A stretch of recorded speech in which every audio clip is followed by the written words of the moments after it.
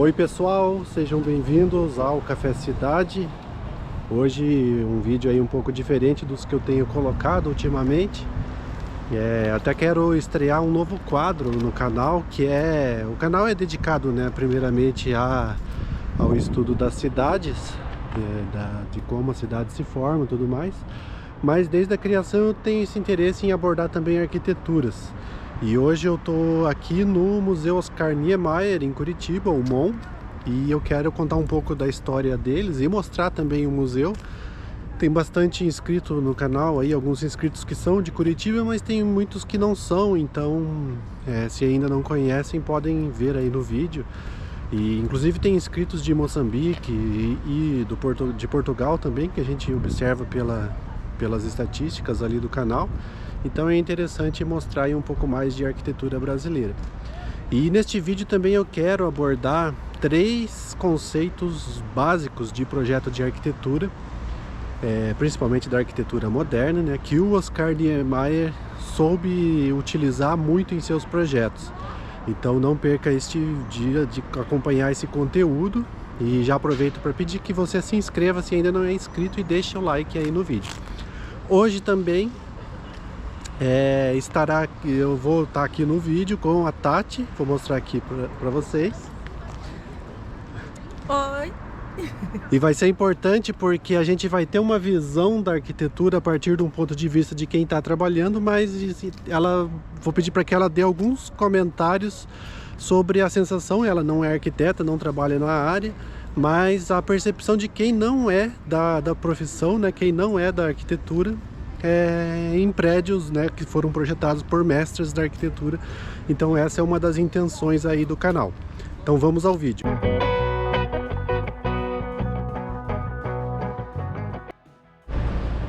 Bom pessoal, o projeto do Museu Oscar Niemeyer, ele não surgiu todo de uma vez só. Esse prédio, essa barra que vocês estão vendo aqui atrás, essa barra que a gente chama na arquitetura quando tem um prédio, né, com essa predominância mais horizontal assim e longo, a gente chama de barra arquitetônica. Ela foi projetada primeiro pelo Oscar Niemeyer, a pedido aí do governo do estado, e inicialmente era para ser uma escola infantil, por incrível que pareça.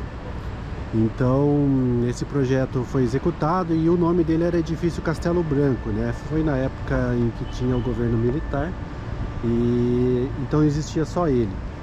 Depois da redemocratização e depois do Jaime Lerner ter assumido, a prefeitura ter assumido o governo do estado, que o Oscar Niemeyer foi contratado para fazer esse, como se fosse esse anexo, né, que é esse que caracteriza toda essa obra, que, né, aqui em Curitiba é conhecido como o Museu do Olho. Então essa já é uma construção mais nova, caracterizou sempre por utilizar o concreto armado e sempre em espessuras muito finas, né? A gente vê nas cúpulas lá do Congresso, nos edifícios que ele fez na França. Então tudo é em concreto armado, é a que ele mais gostava de utilizar.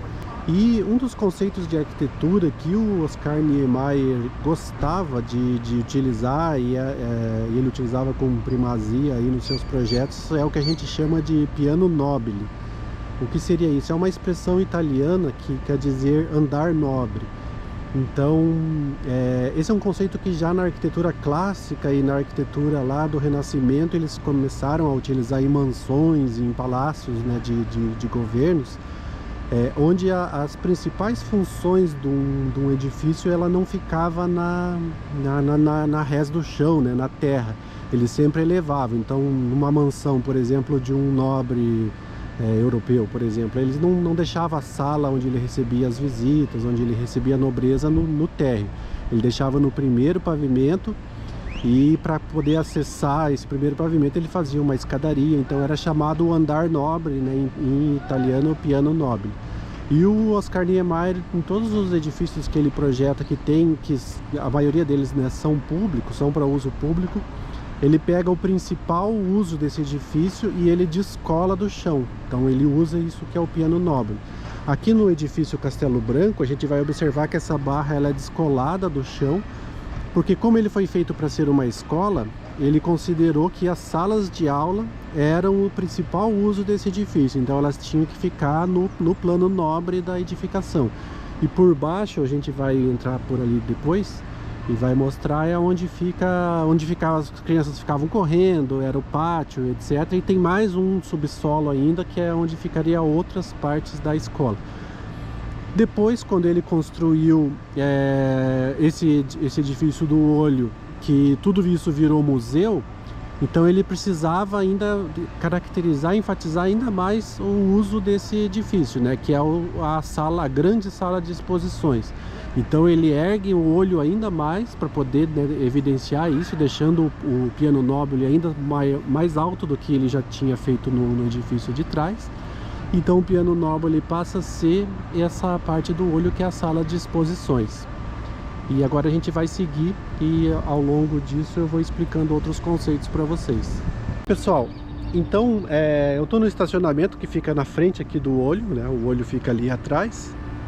E agora a gente vai acessar aqui o edifício, que é o edifício Castelo Branco. E tem um conceito de arquitetura que é um dos primários, né, que para qualquer projeto de arquitetura, que é você saber demarcar a entrada de um edifício. Então a arquitetura ela tem que informar isso para o usuário já quando a pessoa chega no edifício, um edifício público principalmente. Quando você chega nele, você já tem que bater o olho e saber a principal entrada é ali, então você já se direciona. E aqui no MON a gente encontra um certo problema, porque vocês veem que a obra é desse tamanho, né? E quando você chega aqui e estaciona o carro, ou se você chega de ônibus, tem um tubo de ligeirinho na frente. Alunos, já cheguei aqui, ou quando isso, a Tati é professora, então ela já chega com alunos aqui. Já me perdi. Você não consegue muito achar a entrada, né? Que é bem aqui no cantinho da barra, e a outra é lá na outra parte. Então, você que já vem aí, achou fácil, acha que é fácil essa... Eu sou professora, trabalho com educação infantil e a gente trabalha a cultura, né, os diversos edifícios que tem aqui em Curitiba. E acho que eu já vim umas 3, 4 vezes com a minha turma aqui. E não é muito fácil. Tem dias que o ônibus deixa a gente lá embaixo, tem dias que o ônibus deixa a gente aqui em cima. Então, a placa só diz ali, acesso 4, não tem mais nenhuma outra informação pra gente. Então, às vezes a gente anda com a turma inteira, mas um bom trecho, um bom pedaço até a gente achar a entrada principal. É uma das dificuldades que a gente tem quando a gente chega aqui. Não creio, a gente está entrando aqui por esse, onde diz que é o acesso 4, que é bem no canto da barra aqui. E não acredito que seja um erro de projeto do Oscar Niemeyer, que era um mestre, né? Eu acredito que essa dificuldade aparece por conta do projeto ter sido refeito, né? Ou feito em 2 etapas, digamos assim. A gente vai andar aqui, ó, o pessoal se apropria bastante do espaço, né? Então é um dos vãos que, quando ele foi construído, era um dos vãos livres dos maiores vãos livres que a gente tinha no Brasil. Então aqui tem atividades, etc. Mas o que eu queria dizer é que quando esse prédio, que é o edifício Castelo Branco, foi construído, ele foi construído aqui e tinha esse parque aqui no fundo. E ali a gente observa, ó, marquises. Eu acredito, né, tenho essa convicção de que o Oscar Niemeyer projetou esse edifício aqui, a Barra, voltado pro parque. E ele demarcou a entrada por meio dessas marquises aqui, ó. Então o acesso vinha por essa rua, que é uma rua peatonal, né, de pedestres. E as crianças chegavam por aqui e a entrada era demarcada por meio dessas marquises e essa escadaria. Então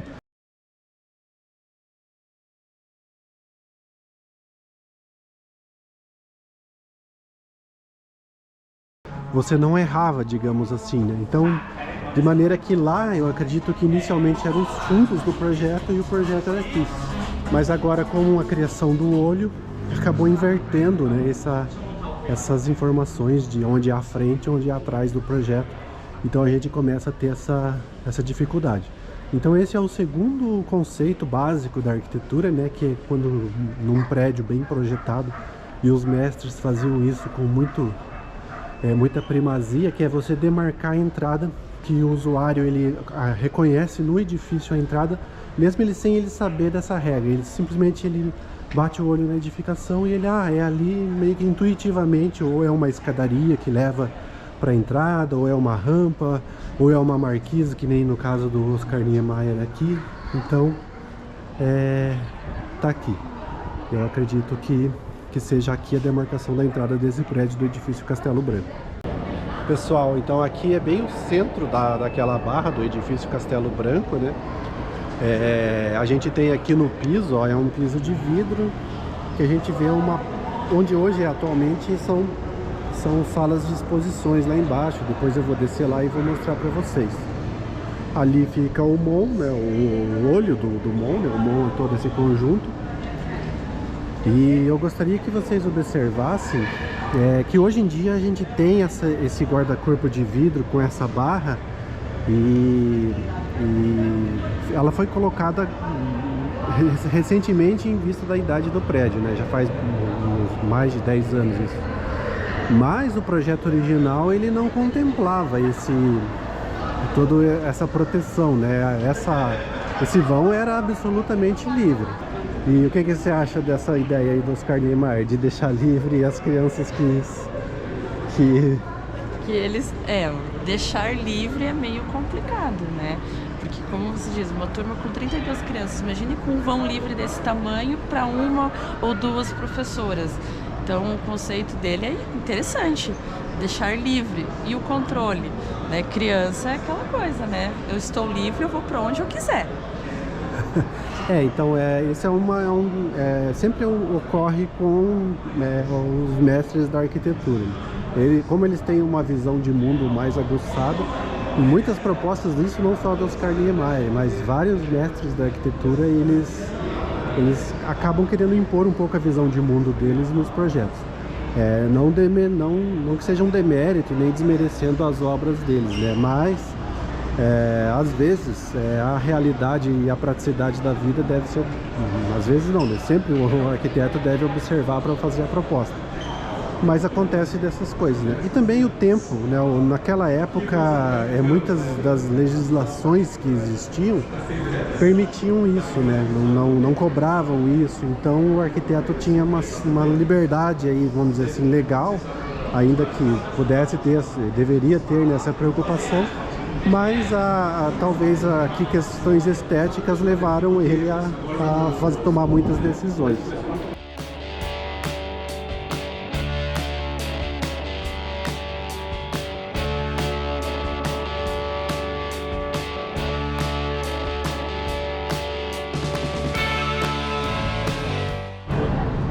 Bom, estando aqui, pessoal, embaixo do Castelo Branco, né, nesse vão livre, a bilheteria fica bem à direita, quase aqui na frente do olho, na saída de uma das rampas do olho.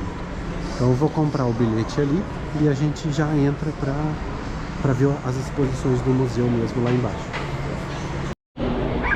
Pessoal, então já compramos a entrada ali, no caso foi a Tati, né? Eu aproveitei, né? A professora sempre paga meia, a meia é R$15 e a inteira é 30.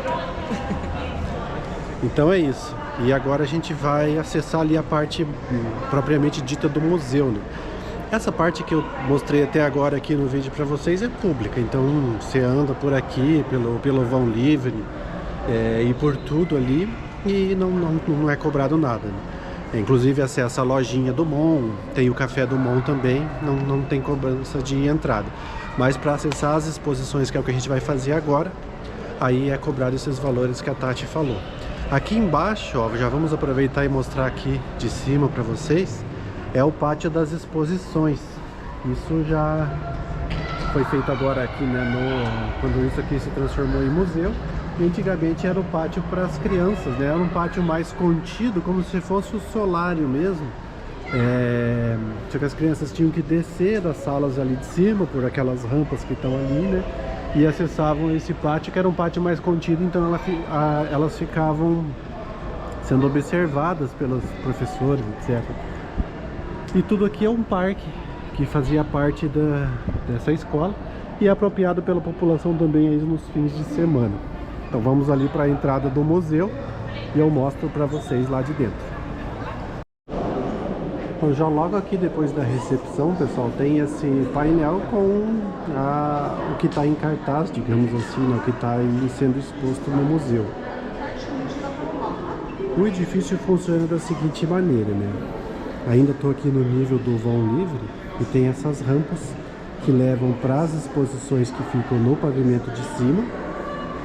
E depois a gente, né, desce por elas e é uma outra rampa conduz para as exposições que ficam lá no pavimento de baixo.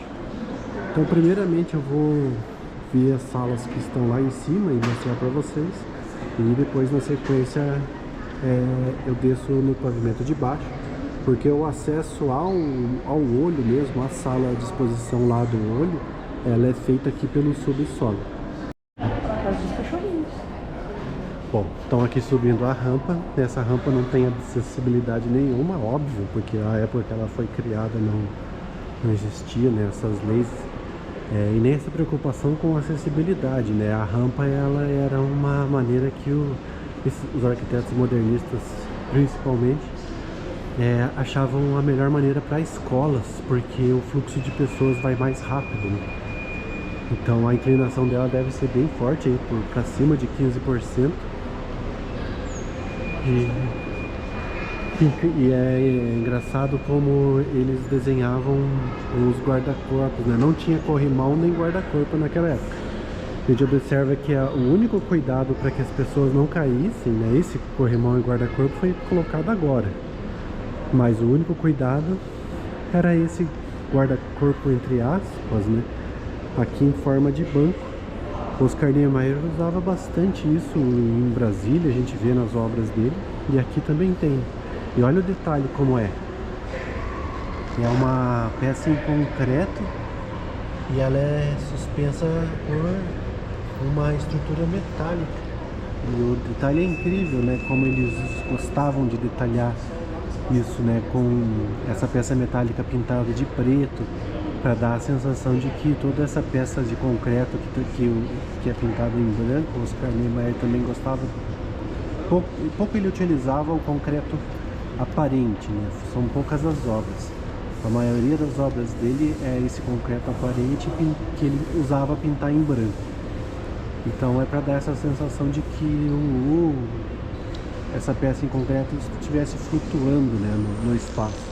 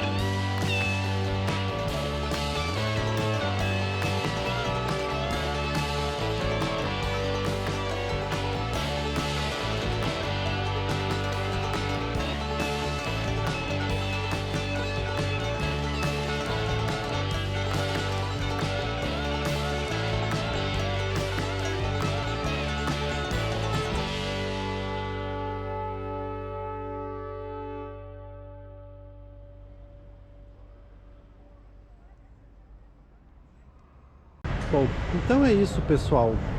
Uma última aí curiosidade sobre o Museu do Olho, que a gente chama aqui em Curitiba, né, que é o Museu Oscar Niemeyer. Inclusive, isso foi um tema, enquanto eu fazia faculdade, era muito debatido, que é de que o Oscar Niemeyer, na verdade, quando propôs, né, essa forma dessa parte aqui, que é a parte do olho, não que ele quisesse mimetizar o olho especificamente. Havia uma lenda até entre os estudantes de arquitetura de que a ideia dele era de fazer uma forma que mimetizasse a araucária, já em homenagem ao Paraná. Porém, ele nunca falou isso e nunca ficou documentado isso, e nem em projeto, e nem em entrevista, nem em revista, em nada. Na época ainda que eu fazia faculdade, ele era vivo. Eu mandei e-mail para o escritório deles. Eles não me responderam. Na verdade, eles me responderam dizendo que tudo que falava sobre o projeto estava documentado publicamente.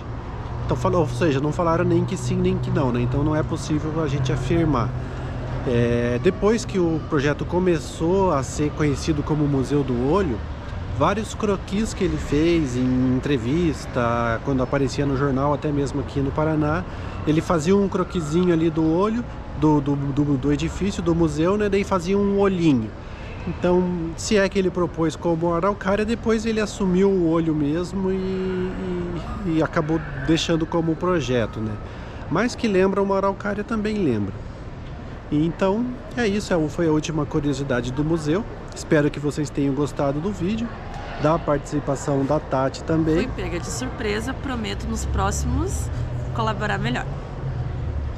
Então é isso, pessoal, espero que vocês tenham gostado do vídeo. Aí tem essas explicações um pouco mais técnicas sobre a arquitetura, e também aí com esse olhar de uma pessoa que não vive a arquitetura como profissão, né, como uma sabedora de conceitos técnicos, mas que um usuário que vive na prática, né, a arquitetura. Então, os próximos vídeos que a gente visitar a arquitetura, vamos ter sempre essa visão aí um pouco mais técnica e uma visão um pouco mais de quem está vivenciando o espaço como usuário mesmo. Espero que vocês tenham gostado. Não esqueçam de se inscrever no canal, deixar o like aí desse vídeo. Obrigado por assistirem até aqui e até a próxima.